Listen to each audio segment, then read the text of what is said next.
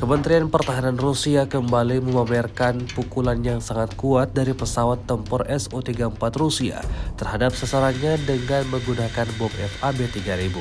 Rekamannya ramai beredar di media sosial Telegram pada Senin 15 Juli 2024. Awak pesawat pembom tempur Su-34 berhasil menyerang titik penempatan sementara Angkatan Bersenjata Ukraina menggunakan bom udara FAB-3000 yang dilengkapi dengan modul perencanaan dan koreksi universal. Dapat dilihat dalam rekaman hasil dari serangan tersebut. Posisi Angkatan Bersenjata Ukraina porak-poranda. Setelah menyelesaikan misi, kru tempur Rusia kembali dengan selamat ke lapangan terbang keberangkatan. Menurut data kontrol objektif, target tercapai. Pilot Su-34 mencatat sulit membayangkan sebuah target yang tidak dapat terkena bom udara dengan massa sebesar itu.